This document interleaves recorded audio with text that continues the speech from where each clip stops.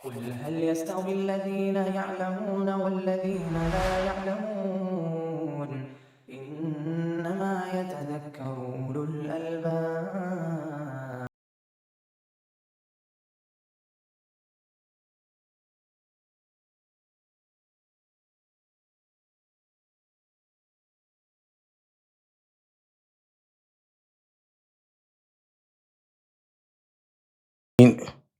والصلاة والسلام على المبعوث رحمة للعالمين إمام نبينا وإمامنا محمد وعلى آله وأصحابه ومن دعا بدعوته واتبع هديه إلى يوم الدين. أما بعد، فمنزلته أي منزلة علم الأسماء والصفات، منزلة توحيد الأسماء والصفات في الدين عالية وأهميته عظيمة، ولا يمكن أن أحدا يعبد الله على الوجه الأكمل حتى يكون على علم بأسماء الله تعالى وصفاته ليعبده على بصيرة.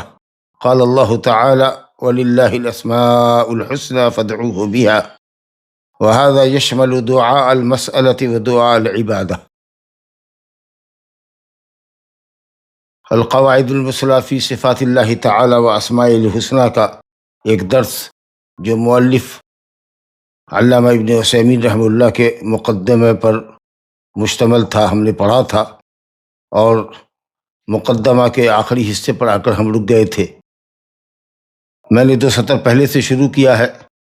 صاحب کتاب نے توحید کی تینوں قسموں کے بیان کے بعد فرمایا ہے کہ توحید الاسماء والصفات کی اہمیت دین میں بہت اونچی ہے اور بہت عظیم ہے۔ وہ کسی بھی شخص کے لیے ممکن نہیں ہے کہ اللہ تعالیٰ کی اسماء اور صفات کا علم لیے بغیر وہ مکمل طریقے پر، اکمل طریقے پر، احسن طریقے پر اللہ سبحانہ تعالیٰ کی عبادت انجام دے۔ اللہ تعالیٰ کے ناموں اور صفتوں کی معرفت کے بعد ہی وہ اللہ تعالیٰ کی عبادت علم اور بصیرت پر کر سکتا ہے۔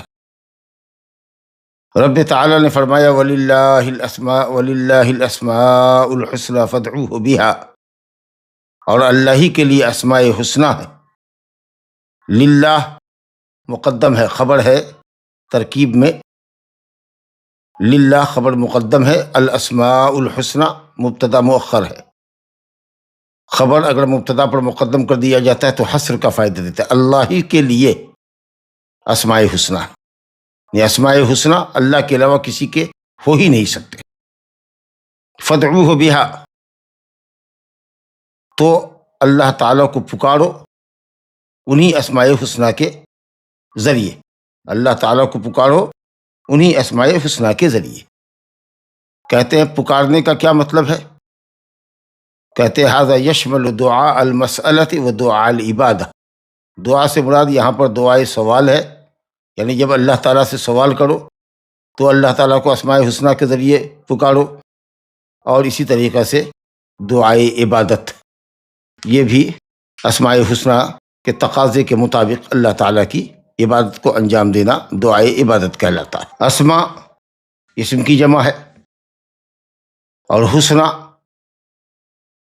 اسم تفضیل ہے، اس کا مذکر احسن آتا ہے۔ صاحب کتاب پہلے قاعدے میں بیان کریں گے، زیادہ تفصیل میں نہیں جانا ہے۔ کہتے ہیں کہ اتنے اچھے نام ہیں اللہ سبحانہ وتعالیٰ کے، سب سے اچھے نام کہ اس کے اوپر کسی اچھائی کا تصور نہیں کیا جا سکتا۔ وہ حسن اور کمال میں اپنی انتہا کو ہے، اس سے بڑھ کے کوئی چیز ہو ہی نہیں سکتی، لیس فوقہا شیء۔ دوسرے کے نام حسنہ بھی ہو سکتے ہیں، غیر حسنہ بھی ہو سکتے ہیں،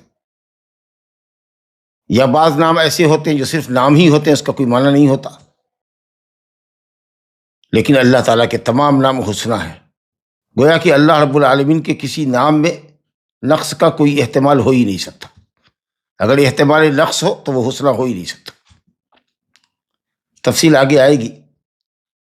کہتے ہیں کہ یہاں جو ہے فادعوہ بہا، اسماء حسنہ کے ذریعے اللہ کو پکارو، یہ دعائے سوال اور دعائے عبادت دونوں کو شامل ہے۔ دعائے سوال کیا ہے کہ آدمی اپنی دعا سے پہلے اللہ تعالیٰ کے نام کو، یا دعا کے بعد اللہ تعالیٰ کے نام کو بطور وسیلہ پیش کرے۔ جیسے اللہ تعالیٰ سے مغفرت چاہنی ہے، کہ اللہم اغفر لی، رحمت کی دعا کرنی ہے، اللہم ارحمنی، اللہم اغفر لی، اللہم ارحمنی انک انت الغفور الرحیم۔ یہ جو الغفور الرحیم آپ نے استعمال کیا وہ دعا کی مناسبت سے آپ نے استعمال کیا، یہ اسماء الحسنی بطور وسیلہ کے استعمال ہوا۔ یا پہلے مقدم کیجئے، یا غفور اغفر لی، یا رحیم ارحمنی، اے غفور مجھ کو بخش دے، میرے گناہوں پر پردہ دے دے، مجھ کو معاف کر دے، مجھ پر رحم فرما۔ اللہم ارزقنی انک خیر الرازقین، یا رزاق ارزقنی، اے رزاق مجھے روزی دے دے۔ یا وہاب ہب لی ولدا صالحا، نیک اولاد عطا فرما کہ تو وہاب ہے۔ یا رحمان ارحمنی، تو اللہ سبحانہ وتعالیٰ کے نام کو وسیلہ کے طور پر اپنی دعا کے لیے استعمال کرنا، یہ معنی ہے فدعوہ بہا کا۔ جیسے ہم کو دعا سکھائی گئی ہے، ہم تحیات میں پڑھتے ہیں فاغفر لی مغفرۃ من عندک وارحمنی، فاغفر لی مغفرۃ من عندک، اپنی طرف سے اللہ ہمارے گناہ کو بخش دے۔ ہمارے اعمال تو ایسے نہیں ہیں جو بخشش کو ثابت کرے، تو اپنے فضل سے اللہ مجھ کو معاف کر دے۔ فاغفر لی مغفرۃ من عندک وارحمنی، آگے کہا گیا انک انت الغفور الرحیم۔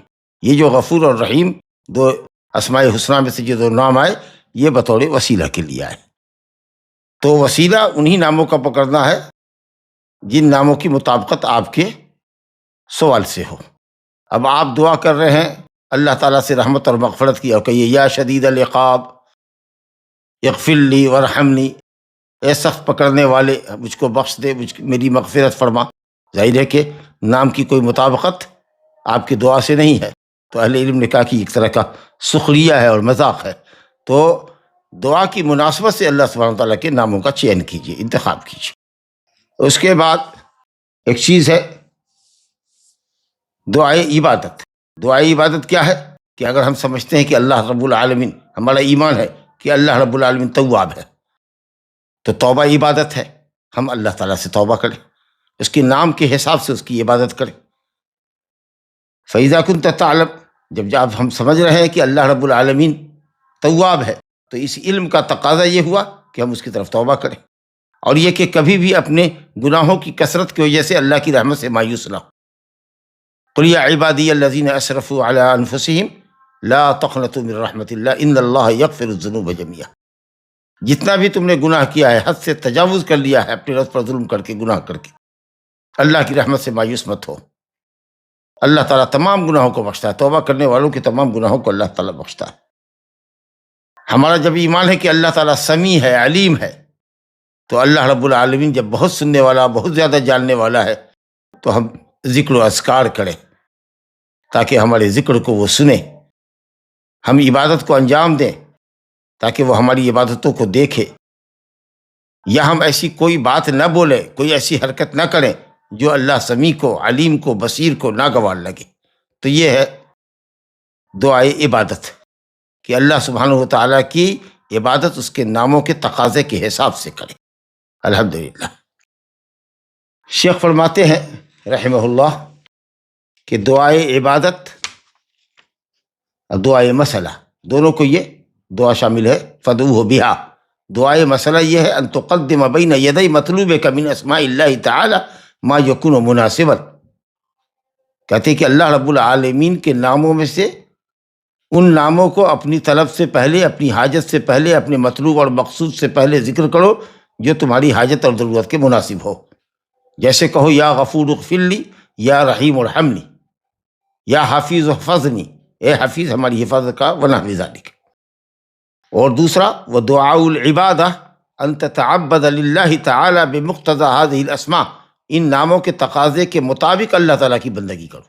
فتقوم بالتوبۃ الیہ، اگر اللہ تواب ہے، لأنہ تواب، اللہ تواب ہے، اس کے اسماء الحسنی میں سے ایک نام تواب ہے، تو اس نام کا تقاضا یہ ہے کہ تم اللہ سبحانہ وتعالیٰ کی عبادت کرو، اللہ سبحانہ وتعالیٰ کی توبہ، اللہ تعالیٰ سے توبہ کرو۔ اللہ تعالیٰ سمیع ہے تو تذکرہ بلسانک، اللہ تعالیٰ کو یاد کرو اپنی زبان سے، کیونکہ وہ سمیع ہے۔ اگر وہ بصیر ہے تو تتعبد لہ بجوارحک، اپنے اعضاء سے اللہ تعالیٰ کی عبادت کرو کیونکہ وہ بصیر ہے۔ اگر وہ لطیف اور خبیر ہے، اللہ کے ناموں میں سے نام لطیف اور خبیر ہے، تو اس کا تقاضا یہ ہے کہ تم تنہائی میں بھی، اندھیرے میں بھی اللہ سبحانہ و تعالیٰ سے ڈرو۔ یہ ہے دعائے عبادت کا مطلب۔ تو ماشاءاللہ اللہ تعالیٰ کے ناموں کو اپنی حاجت کے حساب سے بطور وسیلہ پیش کرنا، یا اللہ تعالیٰ کے نام کے جو معنی ہے اور ان کے جو تقاضے ہیں ان کے مطابق قلبی، زبانی، لسانی اور اعضاء اور جوارح سے ادا ہونے والی بندگی کے ذریعے اللہ تعالیٰ کی عبادت کریں۔ آخر میں، مقدمے کے آخر میں شیخ کہتے ہیں وَمِنْ أَجْلِ مَنْزِلَتِهِ هَذِهِ، اسماء و صفات، توحید الاسماء و صفات کے اسی مقام اور مرتبے کے پیش نظر، وَمِنْ أَجْلِ كَلَامِ النَّاسِ فِيهِ بِالْحَقِّ تَارَةً وَبِالْبَاطِلِ النَّاشِئِ عَنِ الْجَهْلِ أَوِ التَّعَصُّبِ تَارَةً أُخْرَىٰ، اور اس وجہ سے کہ لوگوں نے کلام حق بھی کیا ہے اللہ تعالیٰ کے ناموں اور صفتوں کے اندر، اور کچھ لوگوں نے جہالت اور تعصب کے نتیجے میں کلام باطل بھی کیا ہے۔ گویا کہ باطل کے پیچھے دو ہی مقصد ہوتا ہے، یا تو آدمی حق نہیں جانتا ہو، یا پھر یہ ہے کہ حق جانتا ہو لیکن اپنی ذات کے لیے، اپنے مسلک کے لیے، اپنے پیر کے لیے، اپنے مولوی اور امام کے لیے، اپنے مرشد کے لیے متعصب ہو، حق کو جان کر کے بھی حق قبول نہیں کرتا کیونکہ اس کے پیر اور مرشد نے اس کو نہیں کہا ہے ایسا کرنے کے لیے، یا اس کو ضد ہے، گناہ کرنے میں ہی اپنی عزت محسوس کرتا ہے۔ یہی دو وجہ ہوتی ہے باطل پر اڑے رہنے کی، یا تو جہالت ہوتی ہے کہ حق سے وہ جاہل ہے، اور یہ معاملہ اس کا ہلکا ہے کیونکہ جہالت کا علاج آسان ہے۔ آدمی اگر جاہل ہو، اس کے پاس علم صحیح آ جائے تو الحمدللہ وہ جلدی نصیحت حاصل کر لیتا ہے، لیکن اگر آدمی متعصب ہو، حق جان کر کے بھی حق کو اس لیے قبول نہ کرتا ہو کہ وہ اس کے عقیدے اور اس کے پیر اور مرشد کے عقیدے اور نظریے کے سے میل نہیں کھا رہا ہے، تو وہ اپنی عصبیت کی وجہ سے حق کو قبول نہیں کرتا، الا من رحم اللہ۔ لیکن کبھی کبھی ایسا ہوتا ہے کہ بڑے سخت متعصب اور متصلب جو اپنے عقیدے میں، گمراہ عقیدے میں بڑے پختہ ہوتے ہیں، اللہ تعالیٰ کی توفیق سے اور فضل سے وہ بھی ہدایت یاب ہو جاتے ہیں۔ بہرحال جہل کا علاج آسان ہے، تعصب کا علاج بہت مشکل ہے۔ تو کہتے ہیں کہ چونکہ لوگوں نے کلام باطل کیا ہے اللہ تعالیٰ کے اسماء اور صفات کے تعلق سے، جو کہ پیدا ہوتا ہے کس سے؟ جہالت سے یا تعصب سے، تو میں نے پسند کیا تو اس وجہ سے کہ علماء اہل سنت والجماعت نے اللہ سبحانہ وتعالیٰ کی اسماء اور توحید کے ساتھ انصاف کیا ہے، اور اللہ اور اس کے رسول کے منشا اور اس کی ہدایت کے مطابق اس پر وہ ایمان رکھتے ہیں، اور دوسرے کچھ لوگ باطل پر ایمان رکھتے ہیں، اللہ تعالیٰ کے لیے ناموں کو ثابت ہی نہیں کرتے، یا ناموں کو ثابت تو کرتے ہیں لیکن معانی سے ان کو خالی کرتے ہیں، جیسے معتزلہ کہ نام تو ہے، محض نام ہے، صفات اس کے اندر نہیں ہے، صفت ہی معنی نہیں ہے، یا جو کچھ لوگ ہیں جو معنی کی تعویل کرتے ہیں، حقیقی معنی کو چھوڑ کر کے لازم معنی، مجازی معنی مراد لیتے ہیں۔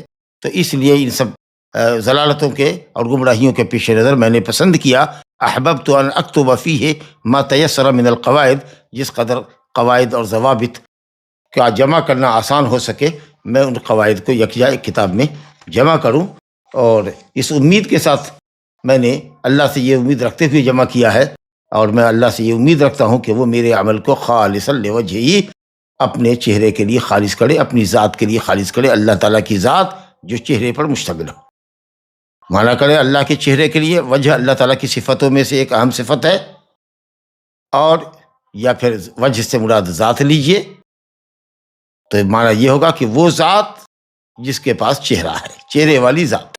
اگر کہیں کہ صرف ذات ہے، چہرہ نہیں ہے، تب تو پھر صفت باری تعالیٰ کا انکار لازم آئے گا۔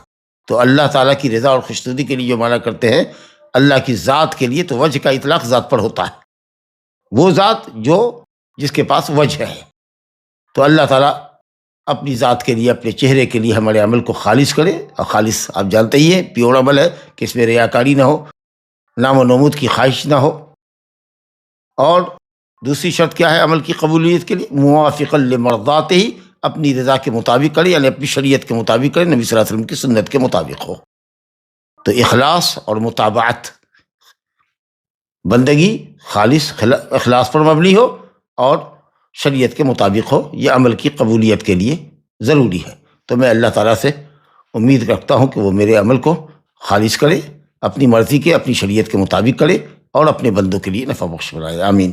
وہ فرماتے ہیں وَسَمَّيْتُهُ الْقَوَاعِدَ الْمُثْلَى فِي صِفَاتِ اللَّهِ تَعَالَى وَأَسْمَائِهِ الْحُسْنَى، اور میں نے اس رسالے کا نام رکھا ہے القواعد المثلی۔ امثل اسم تفضیل ہے، اس سے مؤنث ہے، انتہائی عمدہ، انتہائی بہتر قاعدے اللہ تعالیٰ کی صفات اور اس کے اسماء حسنہ کے تعلق سے۔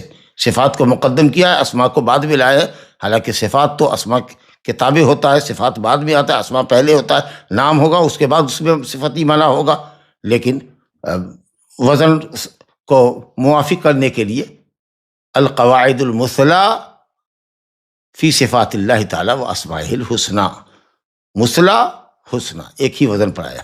اگر کہہ دیتے القواعد المثلی فی اسماء اللہ تعالیٰ و صفاتہ یا فی اسماء اللہ الحسنى و صفاتہ تعالیٰ تو وزن مثلی اور حسنى نہیں ہوتا۔ جیسے قرآن مجید میں بھی دیکھیے نا کس طریقے سے وقف آیا ہے، جی حضرت طٰہٰ میں اللہ تعالیٰ کا آمنا برب ہارون و موسیٰ، حالانکہ موسیٰ علیہ السلام مقدم ہے اور ان کی نبوت اور ان کی رسالت بہت اونچی ہے، لیکن نام ان کا موسیٰ کا بعد میں آیا ہے، آمنا برب ہارون و موسیٰ، کیونکہ اولی النہیٰ اولی التقیٰ سب الف مقصورہ کے ساتھ ہے، یا پر کھڑا الف زبر ہے یا کھڑی زبر ہے، تو اسی طریقے سے موسیٰ بعد میں لائے۔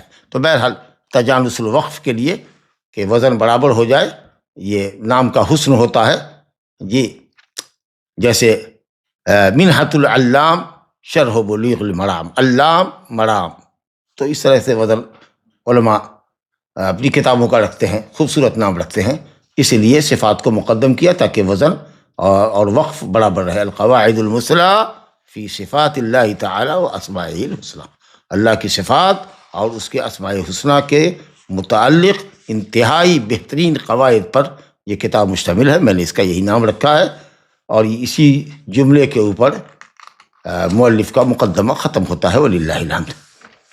اب یہاں اصل چیز کے اندر، یہاں سے جو اصل کتاب شروع ہوتی ہے قواعد کی، اسماء اللہ تعالیٰ کے تعلق سے جو قواعد ہیں ان کا ذکر چلتا ہے، ہیڈنگ لگائی ہے، شاہ سرخی ہے قواعد فی اسماء اللہ تعالیٰ۔ کہتے ہیں القاعدۃ الاولی، پہلا قاعدہ اسماء اللہ تعالیٰ کلھا حسنى، الحمدللہ، کہتے ہیں کہ اللہ تعالیٰ کے تمام نام حسنى ہیں۔ حسنى کا مطلب ابھی آپ کے سامنے ذکر کیا گیا کہ احسن سے حسنى ہے، احسن مذکر ہے اور حسنى مؤنث ہے، احسن کا ہے تو مذکر کے لیے، اور حسنى چونکہ اسماء اسم کی جمع ہے، مؤنث ہے، اسی لیے اس کے حساب سے موصوف صفت الحسنى لایا گیا۔ حسنى یعنی بالغۃ فی الحسن غایتہ، اچھائی میں، حسن میں اللہ تعالیٰ کے نام اپنی انتہا کو پہنچے ہوئے۔ کوئی کہہ سکتا ہے کہ اللہ کے نام اور اس کے معنی کیا حسن، کسی کی تو کوئی انتہا نہیں ہے، مطلب کہنے کا یہ ہے کہ کامل انتہا کو ہے کہ اس کے اوپر کوئی غایت ہے ہی نہیں، کوئی مقام ہے ہی نہیں، اس قدر بلند ہے کہ اس کے اوپر کسی چیز کا ہونا تصور ہی نہیں کیا جا سکتا، اتنے اچھے ہے کہ اس سے اچھے ہونے کا کوئی تصور ہی نہیں کیا جا سکتا۔ بالغۃ فی الحسن غایتہ، نام حسن کے اندر اپنی انتہا کو پہنچے ہوئے، اپنے کمال کو پہنچے ہوئے، اس سے بڑھ کر کے یا اس سے اوپر کسی اچھائی کا تصور نہیں کیا جا سکتا۔ اللہ تعالیٰ کے ایسے نام ہیں کل کے کل حسنى، یعنی انتہائی اچھے ہیں کہ اس سے زیادہ اچھے ہونے کا کوئی تصور ہی نہیں کیا جا سکتا، جیسا کہ اللہ رب العالمین نے فرمایا وَلِلَّهِ الْأَسْمَاءُ الْحُسْنَى، اللہ ہی کے لیے اسماء حسنى، اور یہ لفظ قرآن مجید میں سورہ اعراف کے اندر ہے، آیت نمبر 180 کے اندر، اور اسی طریقے سے سورہ آل عمران کے اندر آیت نمبر 2 ہے، اللہ لا الہ الا ہو لہ الاسماء الحسنى، اور اسی طریقے سے سورہ حشر کی آخری آیت میں یسبح لہ ما فی السماوات سے پہلے لہ الاسماء الحسنى، اللہ تعالیٰ کے کچھ ناموں کا ذکر کرنے کے بعد کہا گیا لہ الاسماء الحسنى یسبح لہ ما فی السماوات والارض وهو العزیز الحکیم۔ اور یہ جگہ اللہ تعالیٰ نے اور سورہ اسراء میں کہا ہے قل ادعوا اللہ او ادعوا الرحمن ایما تدعوا فلہ الاسماء الحسنى۔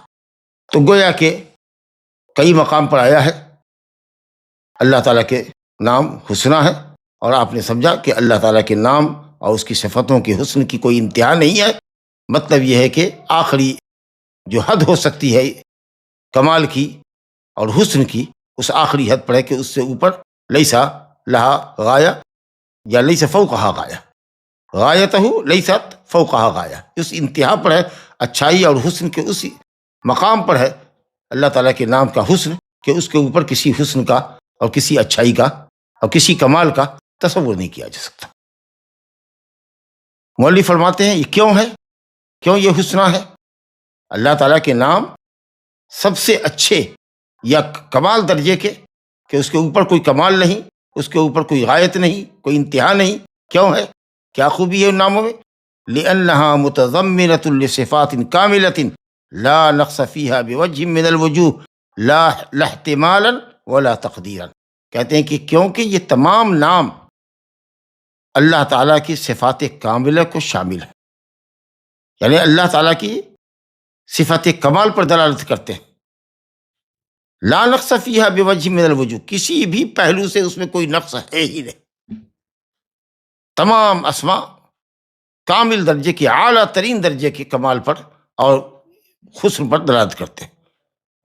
ذرہ برابر بھی نقص کا کوئی تصور نہیں کیا جا سکتا، لا احتمالا ولا تقدیرا، نہ ہی لفظ کے اندر کوئی احتمال ہے نقص کا۔ ایسے ایسے الفاظ اللہ رب العالمین کے ناموں کے لیے ہیں، یا اللہ تعالیٰ کے ناموں میں جو الفاظ ہیں وہ اتنے اچھے ہیں کہ ان الفاظ کے اندر بھی کسی نقص کا کوئی شائبہ نہیں۔ ولا تقدیراً، اور معنوی اعتبار سے ذہنی طور پر بھی آدمی اپنا سر کھپا لے اللہ رب العالمین کے ناموں کی اچھائی کے تعلق سے، اس کے دل میں کوئی شک پیدا نہیں ہوگا، یعنی وہ تصور بھی نہیں کر سکتا ہے کسی نقص کا۔ اتنے اچھے معنی ہیں کہ وہ تصور بھی نہیں کر سکتا جی، وہ ذہن میں یہ بات اس کے آ نہیں سکتی۔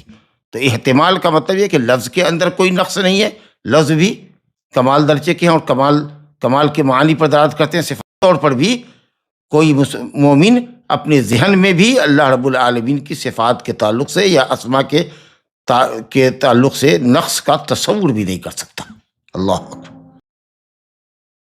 کچھ نام ہوتے ہیں نا کچھ لوگوں کے کہ لفظ میں تو ٹھیک ہے لیکن معنی کے اندر نقص ہے، تو لفظ کی دلالت کئی ہوتی ہے یا کئی طریقہ سے معاملہ ہوتا ہے، لیکن اللہ تعالیٰ کے ناموں اور صفتوں کے اندر کمال ہے جی۔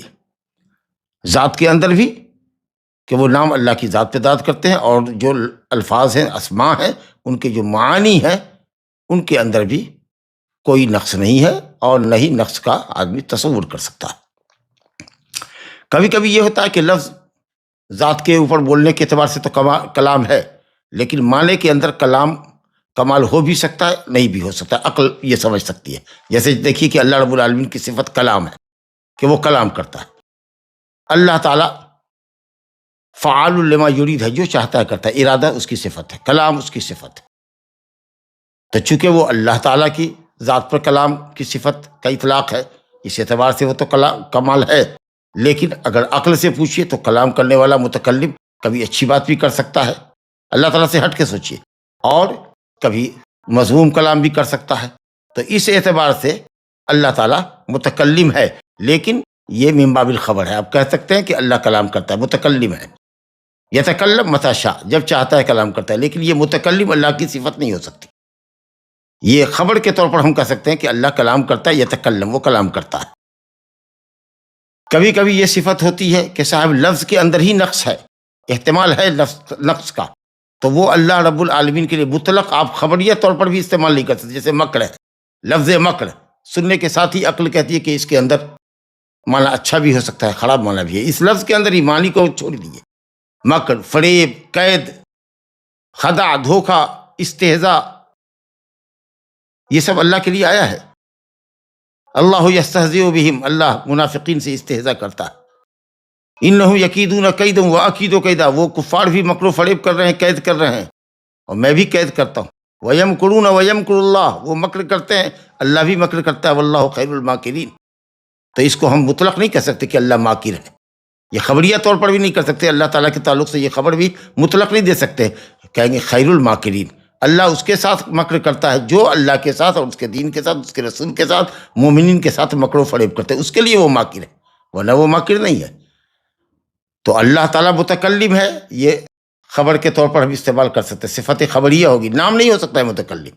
اور اسی طریقے سے ماکر وغیرہ ہے، یہ تو مطلق بلا قید کے آپ اس کو صفت کے طور پر بھی استعمال نہیں کر سکتے. اور جس لفظ اور جس کے لفظ میں اور معنی میں کسی اعتبار سے کوئی خوبی نہ ہو، یہ تو اللہ تعالیٰ کا نام اور صفت ہو ہی نہیں سکتا.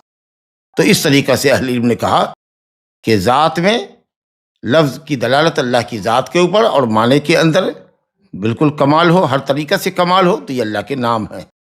ذات کے اندر کلام کمال ہو لیکن معنی کے اندر نقص کا امکان ہو عقلی طور پر، تو کہتے ہیں کہ یہ خبر کے طور پر اس صفت کا استعمال کیا جا سکتا ہے.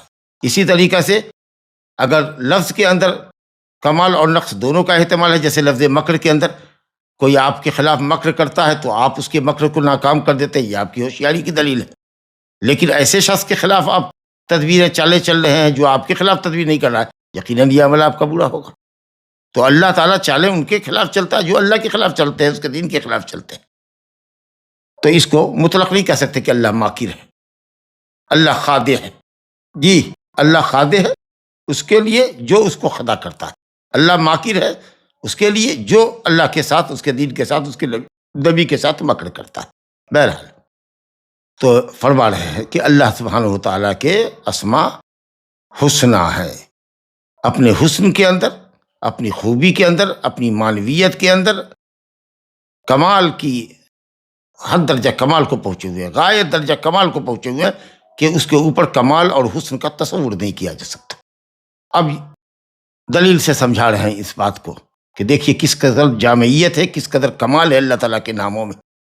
تو پہلا قاعدہ ہم نے کیا پڑھا کہ اللہ تعالیٰ کے تمام نام حسنہ، جو بھی نام ہے وہ لفظ کے اعتبار سے اور معانی کے اعتبار سے حد درجہ کمال کو پہنچے، کمال کے آخری حد کو اللہ کے نام پہنچے ہوئے ہیں، اس سے اوپر کوئی حد نہیں ہو سکتی، وہ اللہ کے نام ہوتے ہیں. تو ادنا درجے کا بھی کوئی نقص نہ لفظ کے اندر ہے، نہ کوئی معنوی اعتبار سے اپنے قلب و ذہن میں نقص کا اللہ تعالیٰ کے ناموں کے تعلق سے تصور کر سکتا ہے. جو بھی نام ہے وہ ہر طرح کے نقص سے پاک ہے، لفظی نقص سے، معنوی نقص سے. اللہ کی ذات نقص سے پاک، اس کی صفات اعلیٰ درجے کی، کمال درجے کی. چلیے دلیل دیتے ہیں. مثال ذالک الحی اسم من اسماء اللہ تعالیٰ، مشہور نام ہے اللہ تعالیٰ کے ناموں میں سے ایک نام ہے. اللہ لا الہ الا هو الحی القیوم.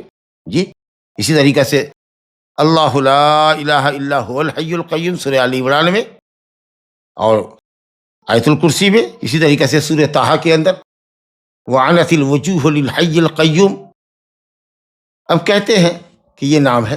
اب دیکھو یہ نام متضمن للحیات الکاملہ، لفظ الحی جو ہے، جو اللہ تعالیٰ کا نام ہے، یہ شامل ہے حیات کاملہ کو، یعنی اللہ ہی تعالیٰ کے لیے حیات کاملہ.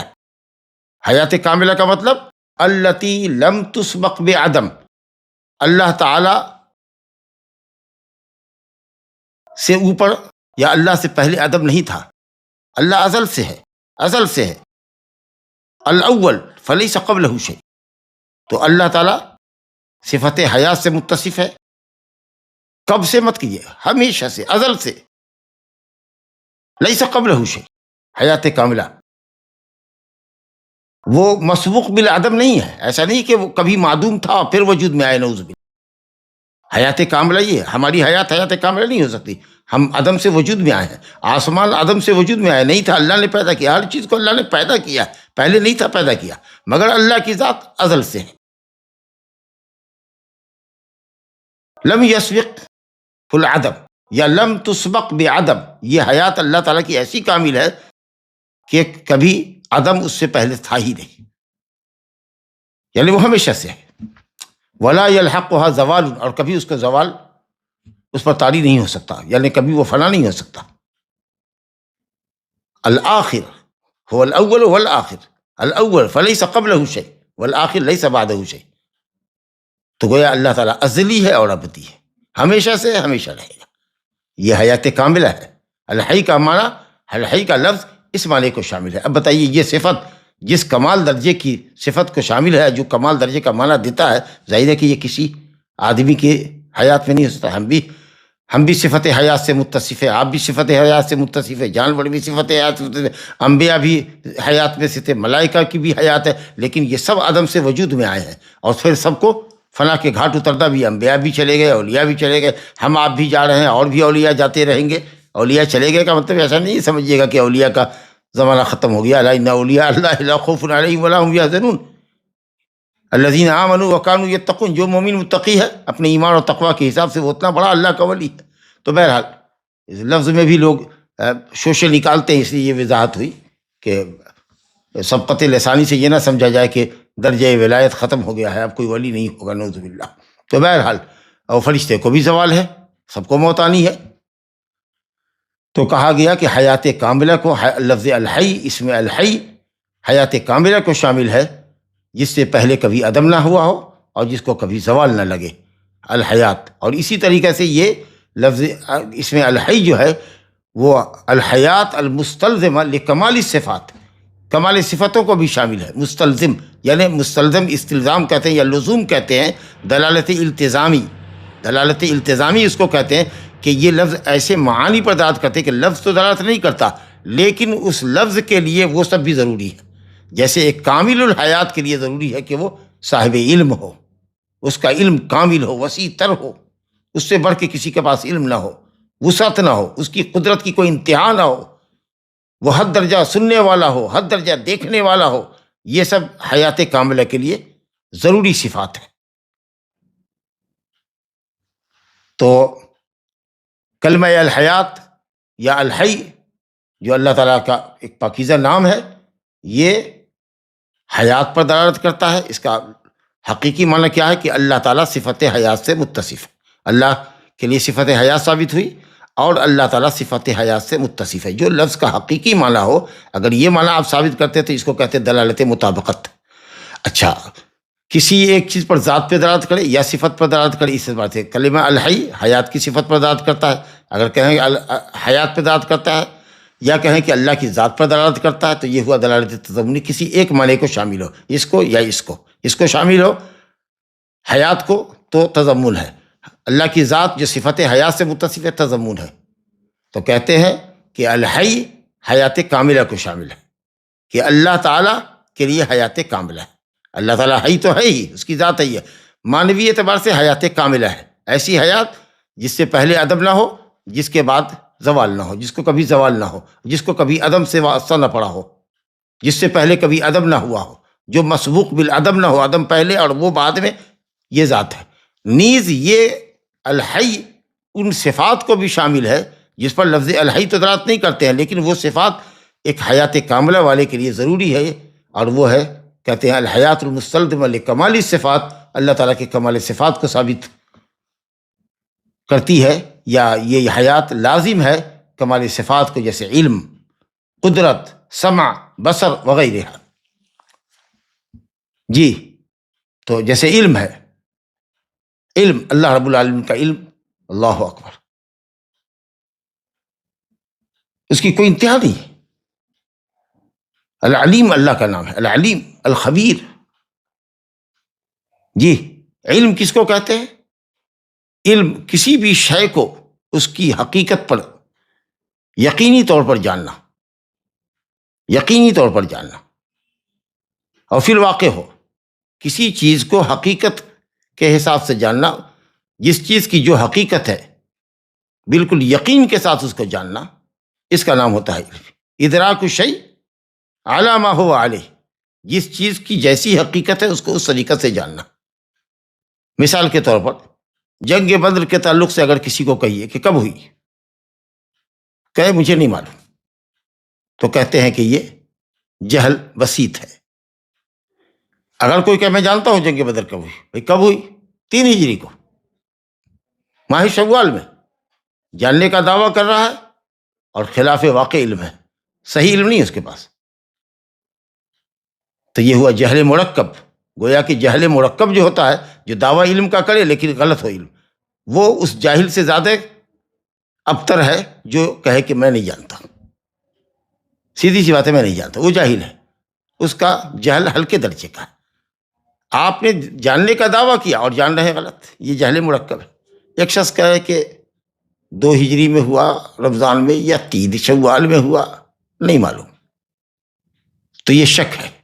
اگر برابر سے قائم ہے 2-3 کا نظریہ قائم ہے تو، لیکن کہ نہیں، غالب گمان ہے میرا کہ 2 ہجری رمضان میں ہوا، تو اس کو کہیں گے ظن غالب۔ اور جو مرجوح ہوگا، 3 والا جو قول کمزور ہے اس کے دماغ میں، اس کو کہتے ہیں وہم۔ لیکن 2-3 کا شرط فرق یا 2-3 کی بات اس کے درمیان ایک دم بالکل برابر سے قائم رہے تو اس کو کہتے ہیں کہ شک۔ چلیے صاحب، تو اللہ رب العالمین صفت علم سے متصف ہے، صفت قدرت سے، وہ قادر ہے، ہر چیز پر قادر ہے۔ ہمارا جو علم ہے وہ محدود علم ہے، اور پہلے ہم عدم سے وجود میں آئے ہیں، پہلے کچھ نہیں جانتے تھے، بعد میں جانا ہے۔ تو اس طریقے سے کامل الحیات کے لیے ضروری ہے کہ اللہ تعالیٰ واسع العلم ہو، عظیم القدرت ہو، عظیم السمع والبصر ہو، انتہائی باریک دیکھتا ہو، ہر چیز کو سنتا ہو، ہر چیز کو دیکھتا ہو۔ یہ سب صفات حیات کاملہ کے لیے ضروری ہے، اس کے بغیر، ان صفات کے بغیر حیات کاملہ نہیں ہو سکتی۔ تو یہ دلالت التزامی ہوئی۔ دوسری مثال دے رہے ہیں، العلیم، یہ بھی اللہ سبحانہ تعالیٰ کے ناموں میں سے ایک نام ہے، جی ایک نام ہے، اللہ تعالیٰ کے ناموں میں سے ایک نام ہے، مشہور نام ہے، نبانی العلیم الخبیر۔ اللہ تعالیٰ کا علم کامل علم ہے، وہ کبھی جاہل نہیں تھا، لم یسبق الجہل، وہ مسبوق بالجہل نہیں ہے کہ جہل پہلے تھا بعد میں اس کو علم آیا۔ یہ تو ہمارے لیے ہے کہ ہم بعد میں ہوئے، تو جب ہوئے، پیدا ہوئے تو کچھ نہیں جانتے تھے۔ واللہ اخرجکم من بطون امہاتکم لا تعلمون شیئا، جب ماں کے پیٹ سے پیدا ہوئے کچھ نہیں جانتے تھے، بعد میں تمہارے پاس علم آیا ہے۔ اللہ رب العالمین ازل سے ہے اور تبھی سے اس کا علم ہے، ایسا کبھی نہیں رہا کہ جہل مقدم ہو اللہ کی ذات پر، لا حول ولا قوت ولا یلحقہ نسیان، اور کبھی وہ بھول بھی نہیں سکتا۔ علم کا یہ مطلب ہے، متضمن للعلم الکامل۔ کہتے ہیں شیخ کہ علیم اللہ تعالیٰ کے ناموں میں سے ایک نام ہے۔ دیکھو اب اس کے اندر حسن کتنا اچھا ہے، کمال درجے کا علم ہے، کامل درجے کے علم کو یہ شامل ہے۔ الذی لم یسبق بجہل، کہ وہ مسبوق بالجہل نہیں ہے، وہ علم جس سے پہلے کبھی جہالت نہ ہو، ہمیشہ سے عالم رہا ہو، ولا یلحقہ نسیان، اور کبھی نسیان، بھول چوک اس پر طاری نہیں ہو سکتی ہو۔ اپنا حال ہم لوگوں کو دیکھیے، ہم لوگ پیدا ہوئے تو کچھ نہیں جانتے تھے، بعد میں رفتے رفتے جیسے عمر بڑھی، آنکھ نے دیکھنا شروع کیا، کان نے سننا شروع کیا، قلب و دماغ نے سوچنا شروع کیا، نہیں جانتے تھے، اب جاننے لگے، اور اس کے بعد پھر ہم جو کچھ جانتے ہیں اس کو بھولتے بھی رہتے ہیں۔ انسان کی فطرت ہے کہ وہ بھولتا ہے، لیکن اللہ رب العالمین کی صفت کیا ہے؟ علمھا عند ربی فی کتاب، قال اللہ تعالیٰ، اللہ تعالیٰ فرماتا ہے علمھا عند ربی فی کتاب۔ قوم فرعون نے اور فرعونیوں نے یہ پوچھا کہ فما بال، قال فما بال القرون الاولیٰ، گزشتہ قوموں کا کیا حال ہوا موسیٰ بتاؤ؟ تو کہا علمھا عند ربی، قال علمھا عند ربی، ان قوموں کا علم ہمارے رب کے پاس ہے، فی کتاب، کتاب میں لوح محفوظ میں سب لکھا ہوا ہے۔ یہ جو ریکارڈ اللہ نے بنائے ہیں ان قوموں کے، ان کے اعمال کے، وہ سب لکھے ہوئے ہیں۔ لا یضل ربی ولا ینسیٰ، ہمارے رب کے علم سے کوئی بھی چیز اوجھل نہیں ہے، ہر چیز کو وہ اپنے احاطے علم میں لیے ہوا ہے۔ ولا ینسیٰ، اور وہ بھولتا بھی نہیں ہے، نسیان اس پہ طاری بھی نہیں ہو سکتا۔ اللہ رب العالمین کا علم واسع ہے، محیط ہے بکل شیء، ہر چیز کو اپنے احاطے میں لیا ہوا ہے، جملتاً و تفصیلاً، ہر مخلوق کو مجموعی اعتبار سے بھی جانتا ہے، اور تفصیل، ہر مخلوق کی تفصیل جانتا ہے۔ ہمارا علم کتنا محدود ہے، ہم اپنے متعلق نہیں جانتے، ہم یہ جانتے کہ 2 ہاتھ ہے، 2 آنکھ ہے، لیکن اس کے اندر پورا سسٹم کیا ہے، کتنی شریان ہے، کتنی رگیں ہیں، کتنے پٹھے ہیں، کیا کچھ ہے، نہیں جانتے۔ تو ہم کو اپنے متعلق علم نہیں ہے، اور وہ جو اپنی تمام تر مخلوق جس کی تعداد اللہ ہی بہتر جانے، ولا یعلم جنود ربک الا ہو، سب کا حال اللہ تعالیٰ اجمالی بھی رکھتا ہے، اور ہر ایک شخص کی اور ہر ایک مخلوق کی اللہ تعالیٰ تفصیلی علم بھی رکھتا ہے، چاہے اس کا تعلق خود اللہ تعالیٰ کے افعال سے ہو کہ وہ کیا کرنے والا ہے، کیا اس نے کیا، کیا کرے گا، کیا نہیں کرے گا، سب کو جانتا ہے، اور بندوں کے افعال کو، کون انسان کیا کرے گا، کب اچھا کرے گا، کب برا کرے گا، سب کو اللہ رب العالمین جانتا ہے۔ تو گویا کہ یہ اللہ تعالیٰ کا جو علم ہے وہ اس قدر واسع ہے، وسیع ہے، محیط ہے بکل شیء جملۃ و تفصیلا، جی اجمالی اور تفصیلی طور پر۔ اللہ اپنے افعال کے متعلق بھی جانتا ہے، اور اب بندوں کے افعال کے تعلق سے بھی جانتا ہے، جملۃ و تفصیلا۔ الا یعلم من خلق وهو اللطیف الخبیر، کیا وہی نہیں جانے گا جس نے انسان کو پیدا کیا، اپنی مخلوق کو پیدا کیا؟ اب دیکھیے اس کے اوپر دلیل لا رہے ہیں، زبردست آیت ہے سورہ انعام کی 59 نمبر کی آیت ہے، وعنده مفاتح الغیب لا يعلمها الا هو، اللہ ہی کے پاس غیب کے مفاتح خزانے ہیں، غیب کے خزانے ہیں، یا مفاتح الغیب خمس، حدیث میں آیا ہے 5 ہیں غیب کی بڑی بڑی چیزیں، ان اللہ عنده علم الساعة وینزل الغیث، بارش کا علم، بارش برسائے گا، ویعلم ما فی الارحام، ماں کے رحموں میں کیا ہے وہ اللہ جانتا ہے، یا ماؤں کے رحموں میں کیا ہے جی، وماذا تکسب غدا وما تدری نفس بأی ارض تموت، ان اللہ عنده علم الساعة وینزل الغیث ویعلم ما فی الارحام، اور وما تدری نفس ماذا تکسب غدا وما تدری نفس بأی ارض تموت، کس زمین میں وہ مرے گا، کیا کمائے گا، یہ ساری جو غیب کی اہم امور ہیں یہ ہیں مراد مفاتح الغیب سے، جیسا کہ حدیث میں آیا ہے، یا مفاتح، مفتح کی جمع ہے، مفتح کہتے ہیں خزانے کو، غیب کے خزانے اللہ کے پاس ہیں، یا کچھ لوگوں نے کہا کہ مفاتح، مفاتیح کے معنی میں مفتاح کی جمع ہے، چابی، غیب کی چابیاں، یعنی غیب کے تمام امور اللہ ہی جانتا ہے۔ حضرت عائشہ رضی اللہ عنہ نے کہا کہ اگر کوئی یہ کہتا ہے یا یہ سمجھتا ہے یا یہ گمان کرتا ہے کہ کل کیا رونما ہونے والا ہے، نبی صلی اللہ علیہ وسلم اس کو آج جان رہے ہیں، فقد اعظم اللہ الفریہ، تو اس نے اللہ رب العالمین کے اوپر بہت زبردست الزام لگایا۔ اللہ تعالیٰ کہتا ہے قل لا يعلم من في السماوات والارض، قل لا يعلم من في السماوات والارض الغیب الا اللہ، کہہ دیجئے کہ زمین اور آسمان میں اللہ کے سوا غیب کوئی نہیں جانتا، وعنده مفاتح الغیب لا يعلمها الا هو، اگر کوئی غیب دانی کا دعویٰ کرتا ہے وہ تکذیب کرتا ہے اللہ کے کلام کی، اور وہ کفری عقیدہ رکھتا ہے، کہتا ہے اللہ تعالیٰ کہ دیکھو اس کا علم کیسا ہے، وَيَعْلَمُ مَا فِي الْبَرِّ وَالْبَحْرِ، خشکی میں کیا ہے اور سمندر میں کیا ہے، اللہ اکبر، کتنی بڑی دنیا ہے، اور خشکی میں کیا ہے، کیا کون مخلوق کہاں ہے، اور سمندر میں کتنی مخلوق کون کہاں اور کس حال میں ہے، اللہ تعالیٰ خشکی اور طریق سب کا علم رکھتا ہے۔ وَمَا تَسْقُطُ مِن وَرَقَةٍ إِلَّا يَعْلَمُهَا، اور کوئی ایک پتا کہیں نہیں گرتا مگر وہ جان رہا ہے، اور کتنی کروٹ لے کر جی چت پٹ ہو کر کے پتا درخت سے گرتا ہے، اور کہاں کہاں وہ ہوا کے دوش پر لہرا کر کے کہاں جاتا ہے، سب کو رب العالمین جانتا ہے۔ ولا حبۃ فی ظلمات الارض ولا رطب ولا یابس الا فی کتاب مبین، اور کوئی بھی ایک دانہ، حبہ لکڑا ہے، فی ظلمات الارض، زمین کی تاریکیوں میں، سمندر کے اندر تاریکی ہے، زمین کے اندر میں کسان جوتتا ہے، اوپر سے مٹی ڈال دیتا ہے، تاریکی میں چھپ جاتا ہے، اور اس کے علاوہ بھی بہت ساری تاریکیاں ہیں۔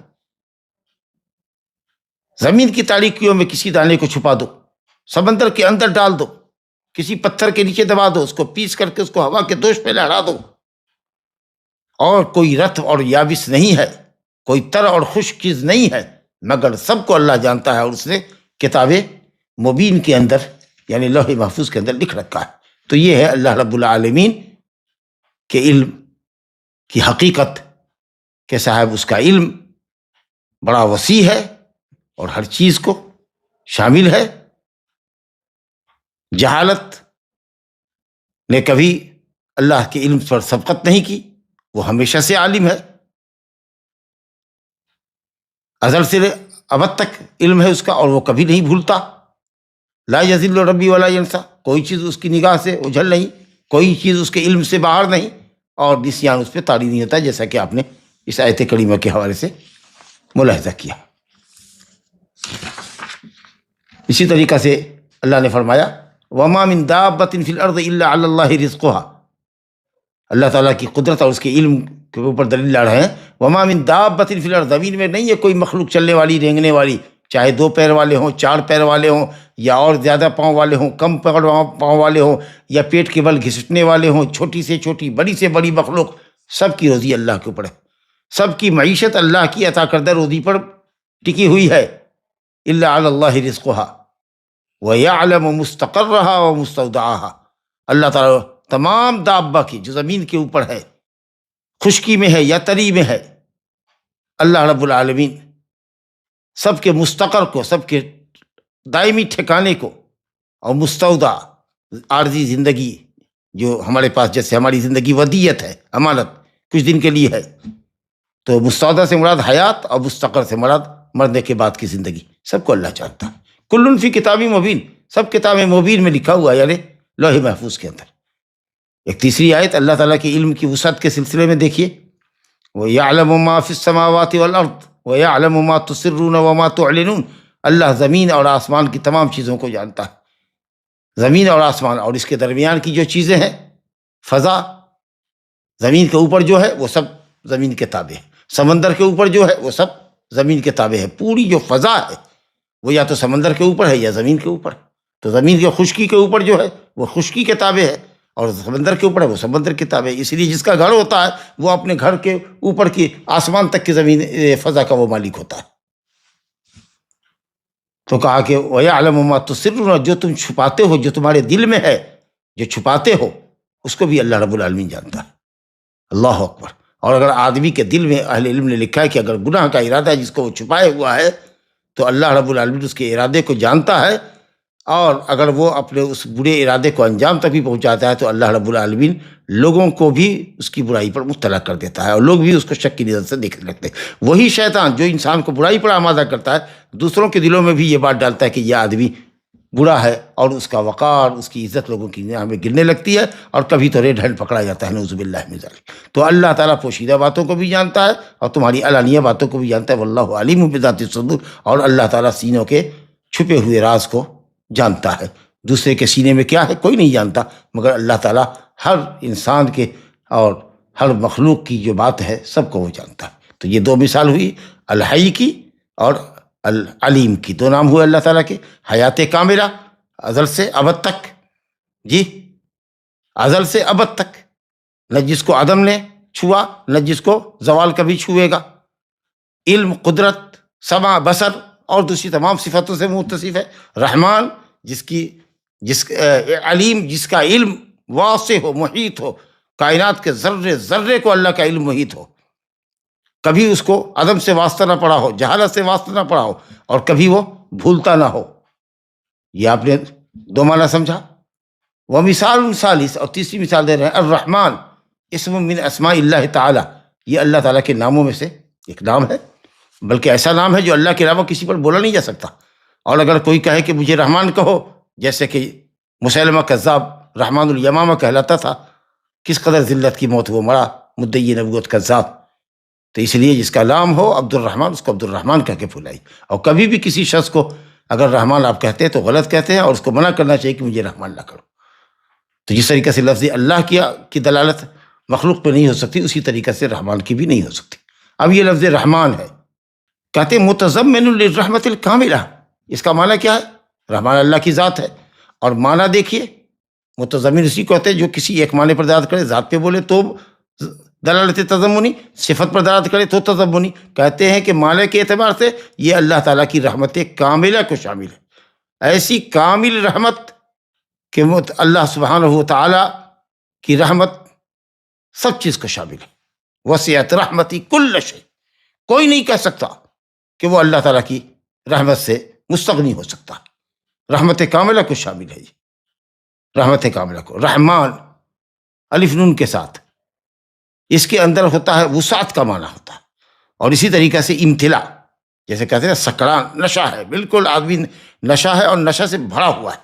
کہتے ہیں غضبان، ایسا آدمی جو غصے سے بالکل بھرا ہو، بہت زیادہ غصہ ہو اور غصے سے بھرا ہوا ہو۔ تو وہ ذات جو رحمت سے بھری ہوئی، جس کی رحمت انتہائی وسیع ہے اور کامل رحمت ہے۔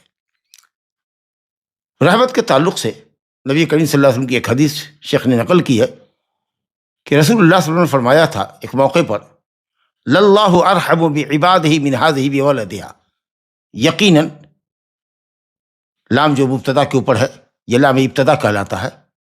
للہ، یقیناً اللہ اپنے بندوں پر زیادہ مہربان ہے اس عورت سے کہ وہ اپنے بچے پر مہربان ہے۔ یہ عورت جتنا اپنے بچے پر مہربان ہے، اس سے زیادہ، سب سے زیادہ اللہ رب العالمین اپنے بندے پر مہربان ہے اس عورت کے مقابلے میں جو کہ اپنے بچے پر مہربان ہے۔ ارحم اسم تفضیل کا صیغہ ہے، اس کو اسم تفضیل کے معنی میں رکھیے تب کمال آئے گا۔ رحم ہم بھی کرتے ہیں، رحم جانور بھی اپنے بچوں پر کرتے ہیں، اپنے کھر کو اٹھا کے رکھتی تاکہ بچہ اس کے کھر کے نیچے نہ دبے۔ مرغی بھی اپنے بچوں پر رحم کرتی ہے، چیل اور گدھ کو دیکھتی ہے تو اس پر سمیٹ کر پر پھیلا کر کے اپنے بچوں کو اپنے آنکھوں سے رحمت میں لے لیتی ہے. لیکن اللہ تعالیٰ کی رحمت، اللہ اکبر، ہم سب رحمت کرتے ہیں لیکن ہماری رحمت ہمارے حساب سے ہے، محدود رحمت ہے. اور اللہ تعالیٰ کی رحمت بے انتہا، اللہ سب سے زیادہ مہربان ہے.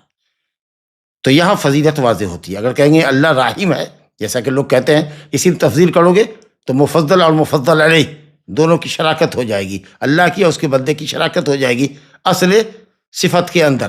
کہا ٹھیک ہے، شراکت اصل صفت کے اندر ہے رحمت، لیکن جب وہ رحمت مطلق بولی جائے تب ہم بھی رحمت والے ہیں، آپ بھی رحمت والے ہیں، اللہ بھی رحمت والا ہے، جانور بھی اپنے بندے اپنے بچوں پر مہربان کرتے ہیں. لیکن جب ہم کہیں گے رحمت الوالدہ لولدہا، ماں کی رحمت، تب یہاں پر مشارکت اللہ سے نہیں ہوگی. جب کہیں گے رحمت اللہ کی رحمت، تو وہ اپنے بندے کی رحمت میں مشارکت نہیں ہوگی، اس کی رحمت اس وقت سب سے زیادہ ہوگی. بہرحال کہتے ہیں اللہ سب سے زیادہ مہربان ہے، تب جا کے مانا ہوگا. اللہ اکبر کہتے ہیں سب سے بڑا ہے. اگر کہ اللہ کبیر ہے، بڑا ہے، تو مخلوق بھی بڑی ہے، پہاڑ بھی بہت بڑا ہے.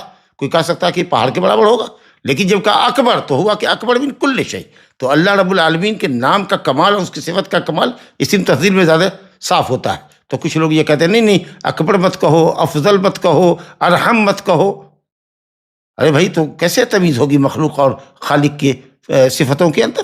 تو فرمایا للہ ارحم بعبادہ، جی اعرف الخلق باللہ تعالی، اللہ کو سب سے زیادہ اس کی مخلوق میں جاننے والی ہستی کے منہ سے یہ کلمہ نکلا ہے ارحم. اور آپ کہتے ہیں نہیں ارحم کہیں گے تو صفت رحمت میں عورت اور رب العالمین مشافیت ہو جائے گا. صفت رحمت میں تو ہے لفظی مشارکت تو ہے، رحمت ہمارے اندر بھی اللہ کے اندر بھی، لیکن جب رحمت اللہ کی طرف جائے گی تو وہ رحمت کاملہ ہوگی، اور جب ہماری طرف رحمت ہوگی رحمت الوالد لولدہا تو رحمت ہماری محدود ہوگی. بہرحال ایک موقع پر ایک عورت قیدی بنا کے لائی گئی قیدیوں کے ساتھ، اس کے ساتھ اس کا بچہ بھی تھا جو گم ہو گیا تھا، نظر نہیں آ رہا تھا، اور وہ ماں کی ممتا بہت بےتابی کے ساتھ وہ بچے کو تلاش رہی تھی، یہاں تک کہ اس کا بچہ اس کو قیدیوں کے درمیان ملا. تو جا کر کے وہ فرط جذبات سے مغلوب ہو کر کے اور انتہائی مسرت کا اظہار کرتے ہوئے اور اپنی ممتا کا اظہار کرتے ہوئے جو فطری ہوتی ہے، اس نے اس کو بچے کو پکڑا اور اپنے سینے سے کلیجے سے لگایا، ایک دم چپکا لیا اس کو، اور پھر اس کو لگی دودھ پلانے کے لیے. اس کی یہ کیفیت جو نبی صلی اللہ علیہ وسلم نے اس کی محبت کی دیکھی اور جو وارفتگی دیکھی بچے سے محبت، تو آپ نے کہا کہ دیکھ رہے ہو، کیا تم یہ سمجھتے ہو یا تمہارا گمان ہے کہ یہ عورت اپنے بچے کو آگ میں ڈالنا پسند کرے؟ کہا ہرگز نہیں. تو آپ نے اسی موقع پر فرمایا للہ، اللہ تعالیٰ جتنا یہ عورت اپنے بچے پر مہربان ہے اس سے کہیں زیادہ بلکہ سب سے زیادہ اللہ تعالیٰ اپنے بندوں پر مہربان ہے. تو فرماتے ہیں شیخ کہ یعنی بچے کی ماں جس نے قیدیوں میں اپنے بچے کو پایا تھا، اس نے اس کو لیا اور اپنے پیٹ سے اس کو لگایا، چپکایا اور اس کو دودھ پلایا. تو یہ رحمت کاملہ کو شامل ہے. اور ماشاءاللہ کس چیز کو شامل ہے؟ کہتے ہیں وہ متضمن ایضاً رحمت واسعہ کو بھی شامل ہے، کہ اللہ کی رحمت کامل ہے اور اللہ کی رحمت واسع ہے، کشادہ ہے. ہر چیز کو اس نے اپنی رحمت کے گھیرے میں لے رکھا ہے، کوئی چیز اس کی رحمت سے باہر نہیں ہے. اللہ نے کہا وَرَحْمَتِي وَسِعَتْ كُلَّ شَيْءٍ. فرشتے مومنین کے لیے دعا کرتے ہیں ربنا وسعت كل شيء رحمتا وعلما، اے رب ہمارے تو نے ہر چیز کو اپنی رحمت اور علم کے گھیرے میں لے رکھا ہے. فاغفر للذین تابوا واتبعوا سبیلک وقهم عذاب الجحیم، ان مومنوں کو بخش دے. تو یہ فرشتے دعا کرتے ہیں. بہرحال کہتے ہیں شیخ 3 مثالیں انہوں نے دی، الحی کی اور العلیم کی اور الرحمن کی. اس کے بعد فرماتے ہیں والحسن فی اسماء اللہ تعالی یکون باعتبار کل اسم علی انفرادہ. کہتے ہیں کہ اللہ تعالیٰ کے ہر نام میں، ہر نام کے اندر جو صفت ہے وہ غایت درجہ حسن والی ہے، اپنے حسن کی انتہا کو پہنچی ہوئی ہے، اپنے کمال کی انتہا کو پہنچی ہے، کہ اس سے اچھا اور اس سے با کمال یا اس سے کمال زیادہ کسی کو ہو ہی نہیں سکتا. ہر نام اپنی اپنی جگہ. لیکن کبھی کبھی کچھ نام ایسے ہوتے ہیں جب 2 نام اکٹھے ہوتے ہیں تو حسن پہ حسن بڑھ جاتا ہے، کمال پہ کمال بڑھ جاتا ہے. تو شیخ فرماتے ہیں کہ کبھی کبھی ایسا بھی ہے، اور کئی مزدوج نام ہیں، 2 نام اللہ تعالیٰ کی ایک ساتھ بھی آئے ہیں. وَيَكُونُ بِاعْتِبَارِ جَمْعِهِ لَا غَيْرِهِ. اللہ تعالیٰ کا ہر نام یہ تو کمال درجے کا ہے اور کمال معانی پر دلالت کرتا ہے جس کے اوپر کوئی کمال نہیں. لیکن جب اس نام کو دوسرے نام کے ساتھ ملا کے بولا جائے تو ایک نام جب دوسرے نام کے ساتھ ملتا ہے تو مجموعے سے، دونوں نام کے مجموعے سے اکٹھے ہونے سے کمال فوق کمال کمال فوق کمال ثابت ہوتا ہے، اور اس کی اچھی سی مثال دی ہے۔ مثال وزارے کا کہتے ہیں اس کی مثال ہے العزیز الحکیم۔ اکثر قرآن مجید میں عزیز الحکیم آیا ہے، وہو العزیز الحکیم۔ کہتے ہیں کہ اللہ رب العالمین نے قرآن میں بہت جگہ دونوں ناموں کو اکٹھا کیا۔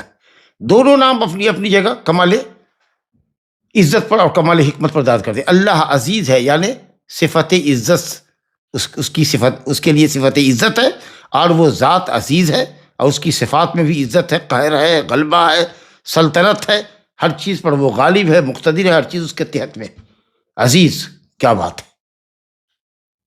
اور حکیم ہے، وہ حکم فرمانے والا ہے، اور اس کے ہر حکم میں حکمت ہے۔ اب یہ دیکھیے کمال، دیکھیے دونوں لفظ کا، عزت اور غلبہ اور قہر، سلطان سب ہے، ساری مخلوق اس کے سامنے عاجز اور ناتواں ہے، اور اس کے باوجود بھی اللہ رب العالمین اپنے قہر اور غلبے کا استعمال بیجا کبھی نہیں کرتا۔ حکمت پر اس کا ہر فیصلہ ہے، ہر حکم، ہر غلبہ اس کا حکمت پر۔ وہ کبھی بھی دنیا کے بہت سے بادشاہوں کے طریقے سے، صاحب اقتدار لوگوں کے طریقے سے اپنی عزت اور اپنی سلطنت اور اپنے ملوکیت، اپنی بادشاہت اور اپنے اختیارات کا غلط استعمال کبھی نہیں کرتا، جیسا کہ بعض بندے کرتے ہیں۔ تو اس کی عزت، اس کا غلبہ، اس کی سلطنت اس کی حکمت کے تابع ہے۔ اور بہت سے لوگ ہوتے ہیں جو ہم میں حکیم اور دانا ہوتے ہیں، فیصلہ بھی اچھا کرتے ہیں، لیکن چونکہ وہ عزت اور غلبے والے نہیں ہوتے تو ان کی باتوں کو لوگ وزن نہیں دیتا۔ تو اللہ تعالیٰ حکیم بھی ہے، تو گویا کہ غلبہ حکمت کے ساتھ ہے، اور حکمت اللہ تعالیٰ کی جو ہے اس کے ساتھ عزت ہے۔ تو اس طریقے سے یہ کمال کے اوپر دلالت کرتا ہے۔ کہتا ہے اللہ تعالیٰ نے ان دونوں صفتوں کو، دونوں ناموں کو اکٹھا قرآن مجید میں بکثرت بیان کیا ہے۔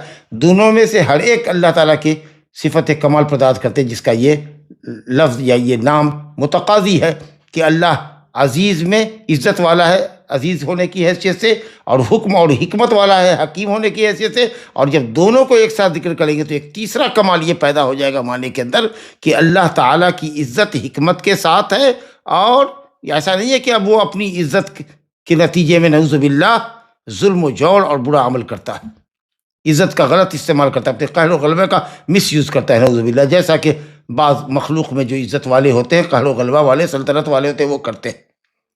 کبھی کبھی لوگ تو اپنی عزت، جھوٹی عزت اور شان و شوکت کے لیے گناہ کرنے میں عزت سمجھتے ہیں، لوگوں پر ظلم کرتے ہیں، جور کرتے ہیں، برا تصرف کرتے ہیں۔ اور اسی طریقے سے اللہ تعالیٰ کا حکم اور اس کی حکمت مقرون ہے، شامل ہے عزت کامل کے ساتھ، یعنی حکمت کے ساتھ عزت بھی ہے، کامل عزت ہے اللہ تعالیٰ کو، برخلاف اس کے کہ مخلوق جو حکم کرتا ہے یا مخلوق جو حکمت کی باتیں کرتا ہے وہ ذلیل ہوتا ہے، ناتواں اور کمزور بھی ہوتا ہے، لیکن اللہ تعالیٰ کی حکمت عزت کے ساتھ ہے، اور اللہ تعالیٰ کی جو عزت ہے اور اس کا جو غلبہ ہے، اس کا جو حکم ہے، وہ ماشاءاللہ حکمت کے ساتھ ہے۔ تو اس طریقے سے اللہ رب العالمین کی صفتوں میں سے تین صفتوں کا، اور اس میں جو کمال ہے شیخ نے مثالوں سے واضح کیا۔ ھذا وباللہ التوفیق، وصلی اللہ وسلم وبارک علی نبینا محمد وآلہ وصحبہ اجمعین۔ سوال کیا گیا کہ حیات کاملہ کا کیا مطلب ہے؟ حیات کاملہ، حیات کاملہ کا تو معنی یہی سمجھا کہ ازل سے زندگی ہے، ازل سے زندگی ہے، اللہ تعالیٰ ازل سے ہے، لیس قبلہ شیء، تو اس لیے اس کا علم بھی یا اس کی حیات بھی ازل سے ہے، یعنی کبھی وہ عدم سے نہیں گزرا یا اس کو عدم لاحق نہیں ہوا۔ ایسا نہیں ہے کہ وہ معدوم تھا، نہیں تھا، پھر وجود میں آیا، یہ تو مخلوق کی صفت ہے۔ تو اللہ کے لیے حیات کاملہ کا مطلب یہ ہے کہ لم یسبق العدم، کبھی بھی وہ معدوم نہیں رہا، ہمیشہ موجود رہا، اور کبھی وہ فنا نہیں ہوگا، اس کو زوال نہیں ہوگا۔ جو اول اور آخر کا معنی ہم سمجھتے ہیں کہ الاول فلیس قبلہ شیء، اللہم انت الاول فلیس قبلک شیء، اللہ تو اول ہے، تجھ سے پہلے کوئی نہیں۔ تو اسی طریقے سے اس کی حیات ہے، کبھی بھی عدم سے نہیں گزرا وہ، یعنی وہ مسبوق بالعدم نہیں ہے۔ ایسا نہیں کہ اللہ تعالیٰ بعد میں وجود میں آیا اور پہلے وہ معدوم تھا، نعوذ باللہ۔ تو حیات کاملہ کا یہ مطلب ہے کہ لم یسبق العدم، اس سے پہلے عدم نہیں تھا، اور ایسا بھی نہیں کہ وہ ختم ہو جائے گا، زوال پذیر ہے وہ، نہیں، گویا کہ ازلی اور ابدی ہے۔ جی سوال ہے شیخ کہ کیا اللہ سبحانہ و تعالی سارے صفات سے ایک ساتھ متصف ہے، جیسے رحمان ہے، رحیم ہے، پھر عذاب دینے والا ہے؟ جزاک اللہ خیرن۔ وہ سب تمام صفتیں ظاہر ہے کہ اس کی ذات کے ساتھ لگی ہوئی ہیں، کچھ ذاتیہ ہے، کچھ فعلیہ ہے. تو جب عذاب دیتا ہے تو اس اعتبار سے کہ یہ صفت فعلیہ کسی پر رحم کرتا ہے تو یہ صفت رحمت اس کا فعل ہے، لیکن وہ تو متصف ایٹ اے ٹائم تمام صفتوں سے ہے، اور اس کی ہر صفت اپنے کمال کے درجے میں، کہیں کوئی نقص نہیں ہے. لیکن جو رحمت کا مستحق ہوتا ہے اس کے ساتھ رحمت کرتا ہے. ایک ہی وقت میں دیکھتے ہیں کہ کوئی رحمت پاتا ہے، کہیں عزت پا رہا ہے، کہیں کوئی ذلیل ہو رہا ہے، کوئی برسر اقتدار ہو رہا ہے، اسی وقت میں کوئی ذلیل ہو رہا ہے. جی. اگلا سوال ہے شیخ کہ جب اللہ سبحانہ و تعالی رحمان ہے، رحیم ہے، تو پھر جہنم کیوں بنائی گئی؟ ان لوگوں رحمان اور رحیم اللہ تعالیٰ کی صفت ہے، لیکن کہا نا کہ اللہ تعالیٰ شدید العقاب بھی ہے، علیم العذاب بھی ہے. تو رحمان اور رحیم ہے اپنے بندوں کے لیے. دنیا میں اس کی رحمت کم و بیش ساری مخلوق کو شامل ہے، کیا اس کے بندے، کیا اس کے نافرمان، کیا مطیع، کیا عاصی، کیا مومن، کیا کافر، سب کو شامل ہے. لیکن اللہ تعالیٰ کی رحمت آخرت کی صرف مومنوں کے لیے ہے، اور اس کے لیے اس نے انبیاء اور کتب کے ذریعے واضح کر دیا ہے. تو چونکہ زندگی بھر آپ نے کفر و شرک کیا ہے، اس لیے آپ کا دائمی ٹھکانہ جہنم ہے. تو رحمان رحیم تو ہے، اس کے ساتھ ساتھ وہ ذی البطش شدید بھی ہے، بڑی پکڑ والا ہے. ان بطش ربک لشدید بھی ہے. یہ دونوں بات بتائی گئی ہے. تو آپ اللہ تعالیٰ کی رحمت کے مستحق بننے کے لیے جو کام ہے، جو ضروریات ہے وہ آپ کریں. آپ ان مواصفات سے متصف ہو، ان صفتوں سے متصف ہو جو صفتیں آپ کو اللہ کی رحمت کا مستحق بناتی. جی. لیکچر میں بتایا گیا کہ اللہ کے صفات سے اللہ کے نام نہیں بنتے، تو کیا اللہ کے نام سے اللہ کے صفات بنتے ہیں؟